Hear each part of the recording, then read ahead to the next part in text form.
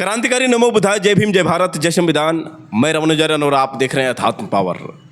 दोस्तों, वर्तमान समय में जिस तरह से आज़ाद समाज पार्टी व बहुजन समाज पार्टी में खींचातानी चल रही है, जिस तरह से आपसी विवाद चल रहा है, इसमें जो है आग में घी डालने का जो काम कर रही हैं रोहिणी घावरी कर रही हैं।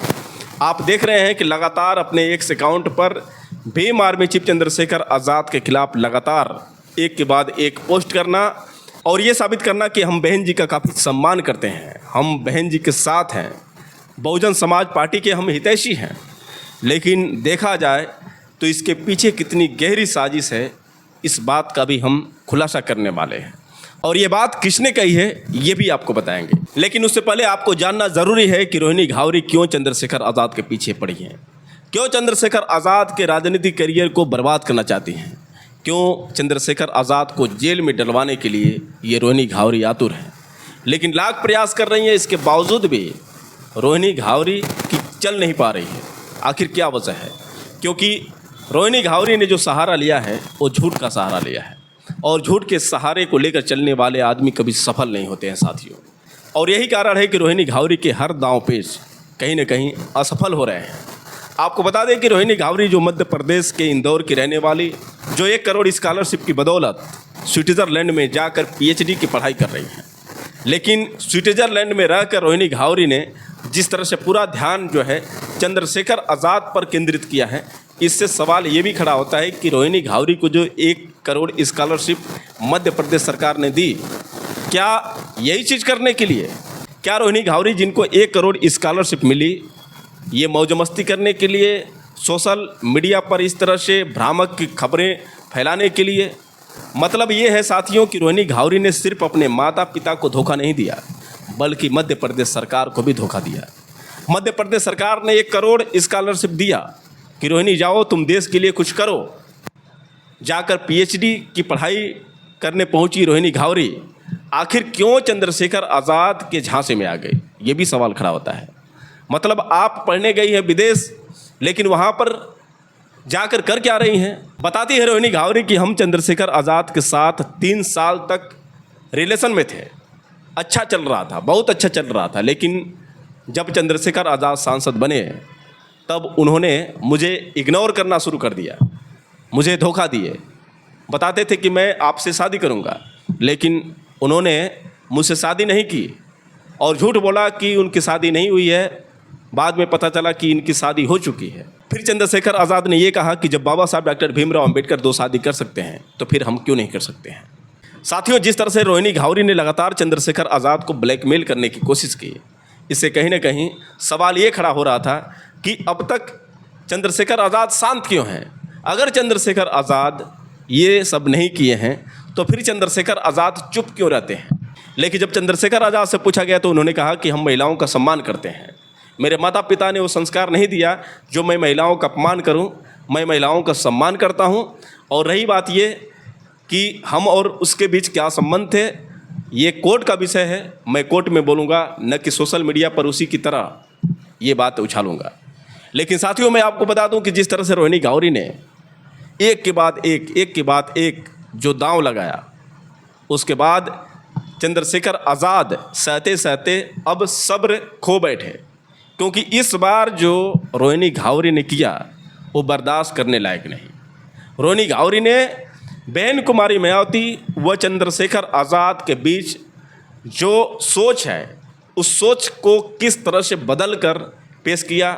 बहन कुमारी मायावती व मान्यवर कांसीराम साहेब के बीच जो वो पवित्र संबंध थे, यानी बाप बेटी का जो संबंध था, उसको भी रोहिणी घावरी ने शर्मसार किया।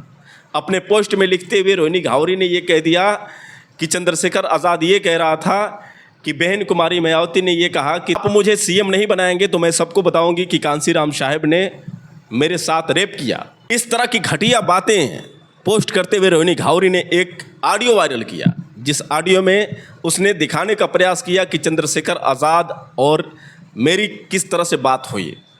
साथियों, वो ऑडियो कैसा था ये मैंने आपको पिछले वीडियो में दिखाया है। रोहिणी घावरी जो लगातार एआई द्वारा किस तरह से संपर्क करके ये ऑडियो वायरल कर रही हैं, ये भी चीज़ मैंने आपको पिछले वीडियो में दिखाया। अगर आपने नहीं देखा है तो मेरे पिछले वीडियो में आप देख सकते हैं। अब हम बात कर रहे हैं साथियों कि रोहिणी घावरी के इस वायरल ऑडियो को जब भीम आर्मी चीफ चंद्रशेखर आज़ाद ने सुना तो उसके बाद गुस्सा जाहिर था। न चाहते हुए भी चंद्रशेखर आज़ाद द्वारा उनके पार्टी आज़ाद समाज पार्टी के फेसबुक अकाउंट से एक पोस्ट देखने को मिला जिससे रोहिणी घावरी तिलमिला उठी। रोहिणी घावरी को अब लगने लगा कि चंद्रशेखर आज़ाद तो नहीं बोल रहे थे, लेकिन अब चंद्रशेखर आज़ाद ने अपने पार्टी के अकाउंट से किस तरह से पोस्ट किया है। और साथियों मैं आपको बता दूं कि ये जो पोस्ट है, इस पोस्ट को चंद्रशेखर आज़ाद ने नहीं बल्कि उनके काफ़ी करीबी और भीम आर्मी के सच्चे सिपाही राजन गौतम ने अपने फेसबुक अकाउंट पर पोस्ट किया था। उसके बाद उसी पोस्ट को भीम आर्मी चीफ चंद्रशेखर आज़ाद की पार्टी द्वारा यानी आज़ाद समाज पार्टी द्वारा इस पोस्ट को शेयर किया गया। इसके बाद रोहिणी घावरी जैसे ही उस पोस्ट को पढ़ी तिलमिला उठी।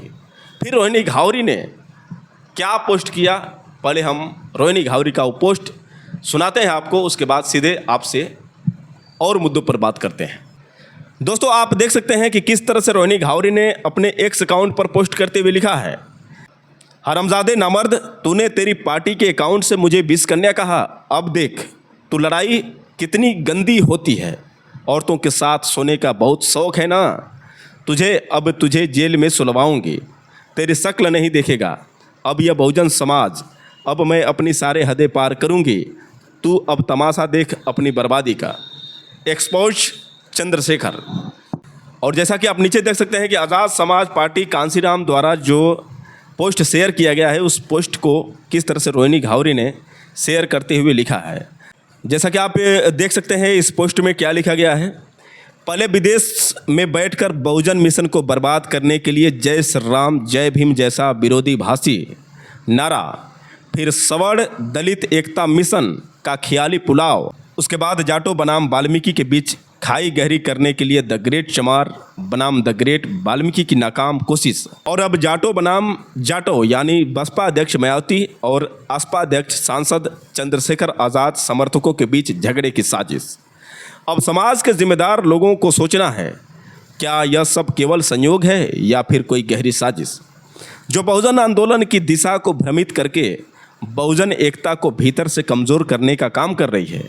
इस साजिश का डायरेक्टर कोई है लेकिन मोहरा है, एक बेहद सातिर या बेवकूफ़ लेकिन अति महत्वाकांक्षी विश्व कन्या रोहिणी घावरी, जिसकी आज पहचान सिर्फ इतनी है कि उसने आज़ाद समाज पार्टी के राष्ट्रीय अध्यक्ष सांसद चंद्रशेखर आज़ाद को बदनाम करने की सुपारी ले रखी है, जिसे संदिग्ध रूप से बीजेपी के कई बड़े नेताओं के साथ देखा जा सकता है और जिसे बीजेपी सरकार ने ही 1 करोड़ की स्कॉलरशिप देकर विदेश भेजा।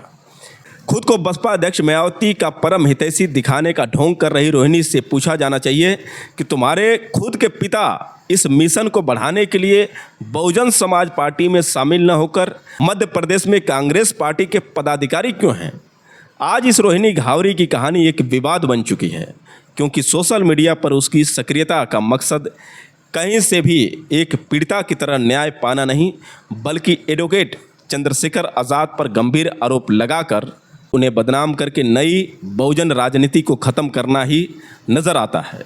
हालांकि समाज में रोहिणी की विश्वसनीयता अब ख़त्म हो चुकी है, इसलिए उसके AI जनरेटेड दांवों पर समाज का वो समर्थन उसे हासिल नहीं हो रहा जिसकी वो उम्मीद करके बैठी है। खैर, विवाद की टाइमिंग पर गौर करें तो चंद्रशेखर आज़ाद के सांसद बनने के बाद जैसे जैसे उनकी सामाजिक में सक्रियता और स्वीकार्यता बढ़ी, इस विवाद को और हवा दी जाने लगी। सांसद के रूप में चंद्रशेखर आज़ाद ने जैसे ही सदन में वाल्मीकि समाज व सफाई कर्मियों के साथ हो रहे अमानवीय उत्पीड़न व गटर में उतरने को लेकर सवाल उठाने शुरू किए, वैसे ही लिखी हुई पटकथा के तहत विदेश में बैठकर जय श्री राम बोलने वाली रोहिणी ने खुद को वाल्मीकि समाज के गौरव से जोड़ा। फिर चमार बनाम वाल्मीकि बहस को हवा देते हुए आरक्षण वर्गीकरण के मसले पर जाटो बनाम गैर जाटो समाज को बांटने की नाकाम कोशिश की। जब इसे भी दाल नहीं गली तो AI जनरेट तकनीक का सहारा लेते हुए जाटो बनाम जाटो यानी सांसद चंद्रशेखर आज़ाद मायावती जी के समर्थकों के बीच झगड़े की साजिश रच दी।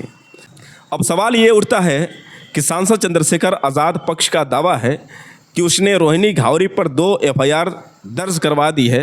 रोहिणी के सोशल मीडिया पर आपत्तिजनक पोस्ट को लेकर चंद्रशेखर आज़ाद पक्ष कोर्ट में भी गया है। इसके बावजूद रोहिणी को इतना सब करने के लिए संरक्षण और पैसा कहां से मिल रहा है? रोहिणी के सोशल मीडिया अकाउंट पर खुलेआम बीजेपी के शीर्ष नेताओं को टैग करके गंभीर आरोप लगाए जा रहे हैं, पर न तो उसके अकाउंट बंद हुआ न कोई कार्रवाई हो रही। वहीं दूसरी ओर कई ऐसे सामाजिक कार्यकर्ता जिनके पोस्ट सत्ता के खिलाफ जाते हैं, उनके अकाउंट तुरंत निलंबित कर दिए जाते हैं। यह दोहरा मापदंड और अधिक संशय पैदा करता है। वैसे तो बहुजन विरोधी कई ताकतों का उसे समर्थन हासिल नज़र आता है, लेकिन यह संभव नहीं कि सत्ता के संरक्षण के बिना वो इतना सब कुछ कर पा रही हो, क्योंकि रोहिणी की लड़ाई खुद के इंसाफ या विचारधारा की न होकर कहां से और कैसे आगे बढ़ाया जा सकता है की नज़र आती है। बहुजन आंदोलन और नेताओं का इतिहास गवाह है कि जब भी उसने मुखर होकर सामंतवाद, मनुवाद, पाखंडवाद, अंधविश्वास के खिलाफ एकजुट होकर संघर्ष किया, तब उसके उभरते नेता के साथ इस तरह की साजिशों को पाला पोसा जाने लगा है। लबोलुआब यह है कि मैं जज की भूमिका में आकर व्यक्तिगत रूप से नहीं कहना चाहता हूं कि सही कौन है और गलत कौन, लेकिन समाज के विवेक पर छोड़ता हूं कि क्या वास्तव में पीड़िता ऐसी होती है जिसका एकमात्र मकसद चर्चा में बने रहकर अपने व अपने पिता की राजनीति को किसी चौखट पर टिका देना है। कारण केवल यह नहीं कि उस रहस्यमय किरदार के आरोप संदिग्ध हैं, बल्कि इसलिए भी है कि आरोप लगाने वाली स्वयं विरोधाभासों में उलझी दिखाई देती है। राजनीति में मतभेद होना स्वाभाविक है, लेकिन समाज को विभाजित करने वाले का साथ देना अपराध के बराबर है। हमें सबको जोड़ना है, क्योंकि हमारी असली लड़ाई किसी व्यक्ति से नहीं, असमानता, अन्याय और भेदभाव से है। मान्यवर कांसीराम के साथ काम करने वाले एक बहुजन सिपाही। तो दोस्तों, यहाँ पर जो पोस्ट आपने सुना, ये पोस्ट जो है आज़ाद समाज पार्टी कांसीराम द्वारा पोस्ट किया गया, और ये पोस्ट जो है अपने फेसबुक अकाउंट पर, जैसा कि मैंने बताया आपको कि राजन गौतम ने की थी, इसी पोस्ट को आज़ाद समाज पार्टी कांसीराम द्वारा शेयर किया गया। उसके बाद रोहिणी घावरी तिलमिला उठी। अब साथियों, मैं आपको बता दूं कि रोहिणी घावरी ने बहन कुमारी मायावती से अपील की है। देखिए यहाँ पर कितनी बड़ी साजिश। रोहिणी घावरी ने बहन कुमारी मायावती से अपील की है, और क्या कहा है मैं आपको वो सुनाता हूं कि रोहिणी घावरी ने अपने एक्स अकाउंट पर बहन कुमारी मायावती से किस तरह से अपील की है। इसने लिखा है कि आदरणीय बहन जी मायावती, अमित शाह जी से बात करो, इस पूरे मामले की निष्पक्ष जांच कराओ और इस हरामजादे को जेल में डलवाओ। अब यह लड़ाई बहुजन समाज की बेटियों के सम्मान की बन चुकी है। पूरे देश को यह बताने का वक्त आ गया है कि दलित समाज की महिलाएं सोकर सत्ता प्राप्त नहीं करती। मेरी कही हर एक बात 100% सच है। आप कहीं भी जांच करवाइए। एक्सपोज चंद्रशेखर।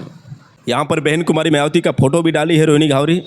आगे मैं साथियों आपको बता दूं कि यही रोहिणी घावरी ने कुछ दिन पहले अमित शाह के बारे में कुछ लिखा था, क्योंकि अमित शाह का जन्मदिन था, और अमित शाह के जन्मदिन पर किस तरह से अमित शाह को बधाई दी थी रोहिणी घावरी ने, आप देख सकते हैं। अपराधियों को संरक्षण देने वाले, दिल्ली पुलिस को अपनी जेब में रखने वाले, देश की बेटियों के सम्मान की रक्षा न करने वाले गृह मंत्री अमित शाह जी को जन्मदिन की शुभकामनाएं। आपके चेले को आप ही के कार्यालय में जेल जरूर भेजूंगी, जिसको आपने Y+ सुरक्षा टाइप 8 बंगला दिया, सांसद भी बनाया, गजब मेहरबानी है आपकी। और टैग भी किया है अमित शाह डॉक्टर रोहिणी घावरी। तो कुल मिलाकर देखा जाए दोस्तों, तो यहाँ पर रोहिणी घावरी ने जिस तरह से लगातार एक के बाद एक जो पोस्ट किया, उसका खमियाजा अब भुगतना पड़ सकता है रोहिणी घावरी को, क्योंकि चंद्रशेखर आज़ाद ने एक्शन लेना शुरू कर दिया है। आज़ाद समाज पार्टी कांसीराम द्वारा पोस्ट किया गया, जिसमें रोहिणी घावरी के बारे में एक एक खुलासा किया गया। अब रोहिणी घावरी ने अपनी हकीकत जब से सुनी है, उसके बाद रोहिणी घावरी तिलमिला उठी हैं, और किस तरह से रोहिणी घावरी ने बहन कुमारी मायावती से अपील की है मदद के लिए, और जेल भिजवाने को लेकर बात की है। तो दोस्तों, आप समझ सकते हैं कि रोहिणी घावरी चंद्रशेखर आज़ाद को नीचा झुकाने के लिए, चंद्रशेखर आज़ाद को बर्बाद करने के लिए, चंद्रशेखर आज़ाद के राजनीतिक करियर को तबाह करने के लिए किस हद तक गुजर सकते हैं। वैसे दोस्तों, आप लोगों की क्या राय है? आप लोग क्या कहना चाहते हैं? आप लोग कमेंट करके बताएं। और हो सके तो इस वीडियो को ज़्यादा से ज़्यादा शेयर करें। फिर मिलेंगे अगले वीडियो के साथ, तब तक के लिए क्रांतिकारी नमो बुद्धाय, जय भीम।